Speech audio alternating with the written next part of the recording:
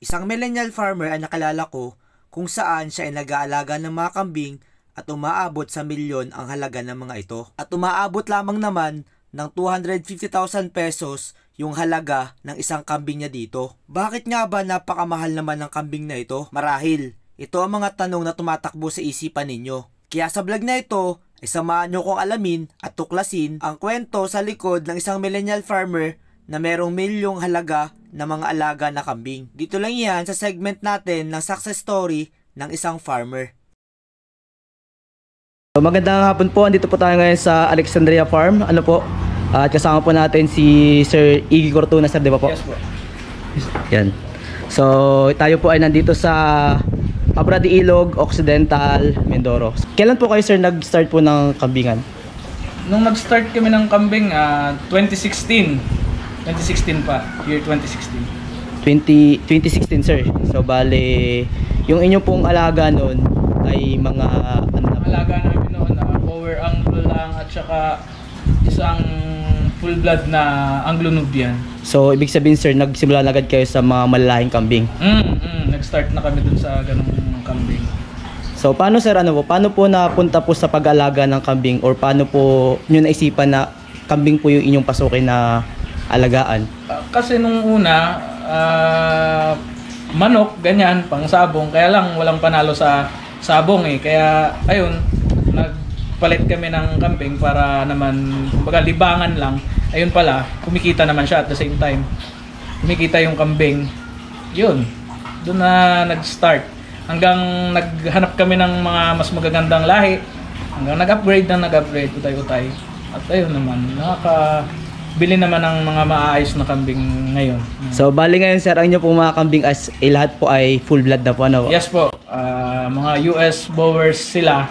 Pero island born na siya. Kinuha po siya kay Mayor Mar Sumabat.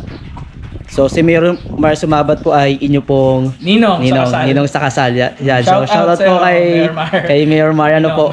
So, nakaabot po yung inyong mga kambing po dito sa Occidental Mindoro. Bali, itong mong kambing nyo po ngayon ay nasa ilang heads po na full blood?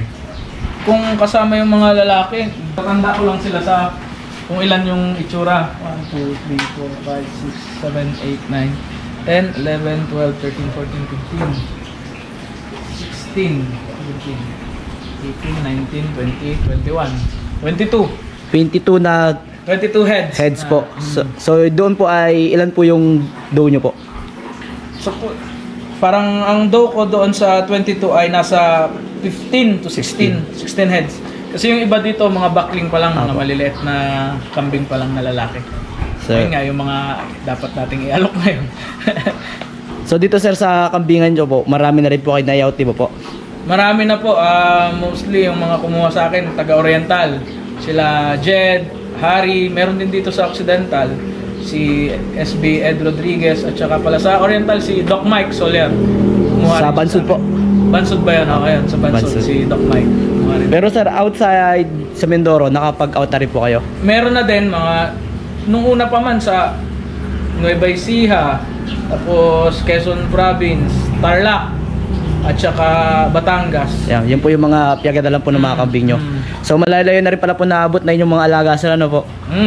Okay. Nakakaabot na ng Norte. Sa Bisaya, sir?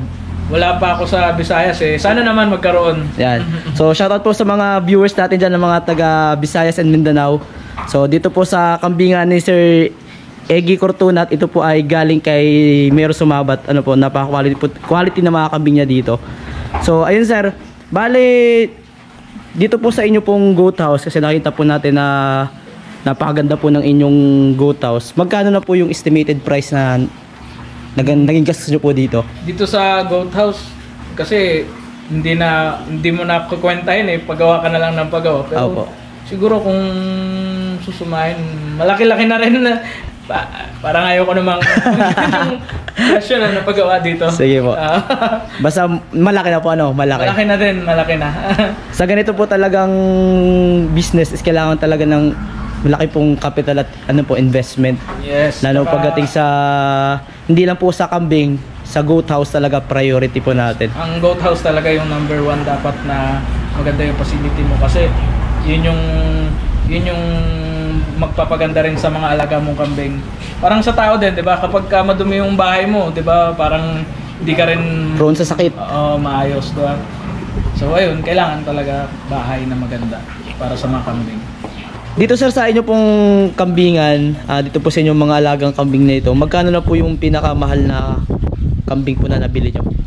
Yung pare-parehas naman sila, pero yung dappled, ayun nga, 250,000 yung per piraso. Tapos yung red, nasa 200,000 ng isa.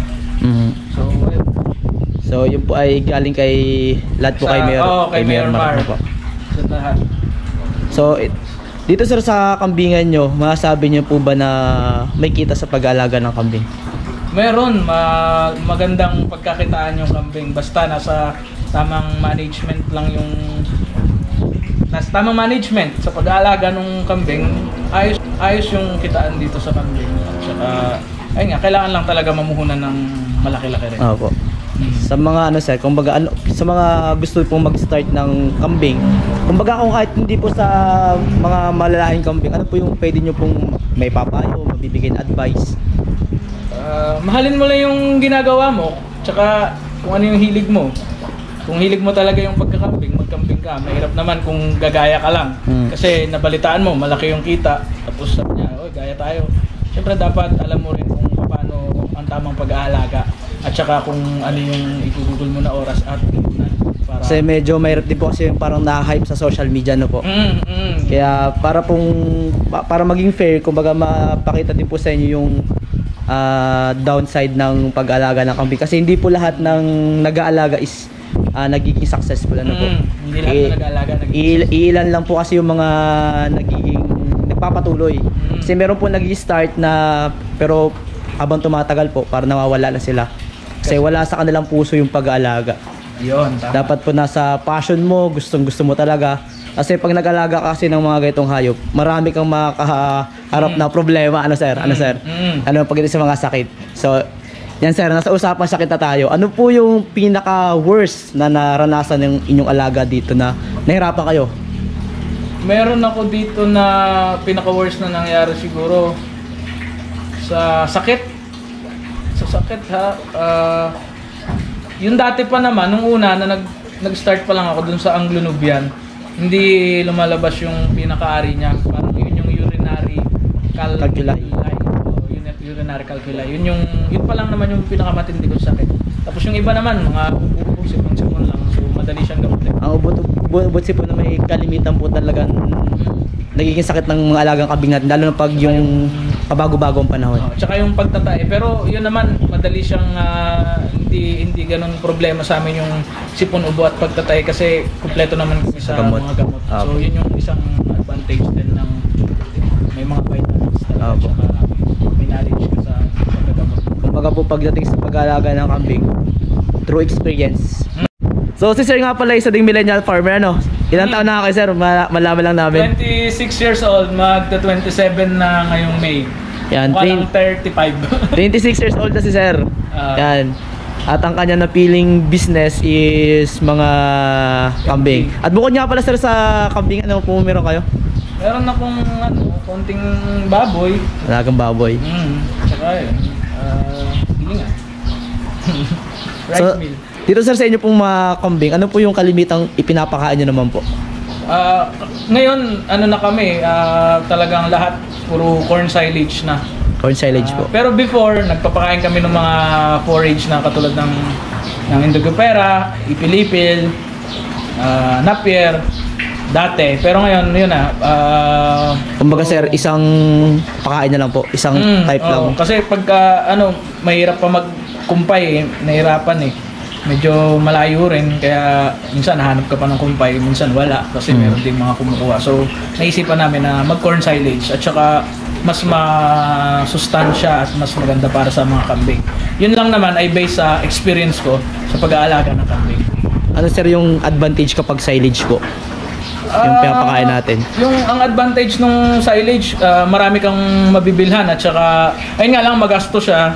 Pero yun, mas maganda yung sa katawan ng kambing, yung tama nung corn silage, mas maganda yung nutrients. kumpara doon sa mga ipil-ipil na nakukuha ko dati. Tsaka makikita mo naman yan sa alaga mo eh, kung ano yung best para sa kanila eh. May kanya-kanya lang din siguro tayong ano. Yun, so sa akin, best sa akin yung corn silage. Kasi sir, ang silage kasi sir, ibig sabihin naburo na po kasi siya eh. Kumbaga, yung mga nutrients na ano, madaling i-absorb ng katawan ng mga alaga natin. So yun po yung advantage ng silage ano. Kasi kumbaga po, ready-made na. Yung ilalagay mo na lang. So, yun po yung advantage po ng silage. So kayo sir ay meron pong taniman po ng mais dito ano po? Yes po, meron naman. Kaya hindi na po kayo bumibili. Bumibili pa rin ako dun sa mga gustong mag-alok dyan ng silage, ng mga ano, kahit ako yung mag-ani tapos basta bibili. Sa mga farmer po? Sa mga farmer dyan ng mga corn, bumibili ako ng pang corn silage. Kami na yung... Ano yun sir, yung kasama na bunga dyan?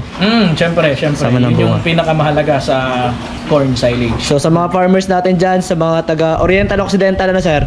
Yan, kung sino po mga mayroong available na mga maisan dyan, kontakin nyo lang po si Sir Eggy Cortuna. May gusto po ba kayong i-promote? Bukod po sa yung inyo pong Resort.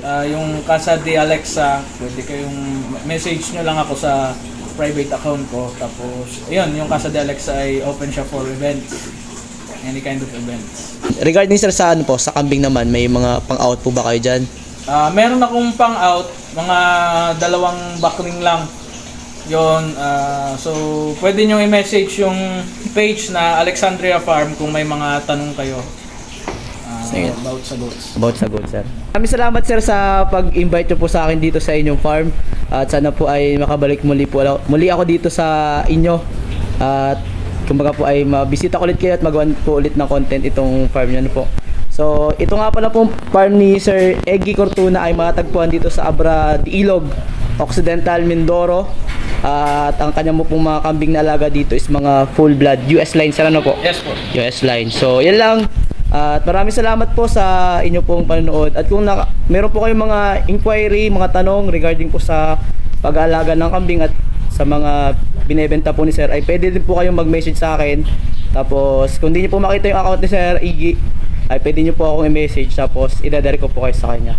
So yun lang po. This is your Millennial Farmer, ang Hilawan Adventure. Hanggang sa muli, paalam.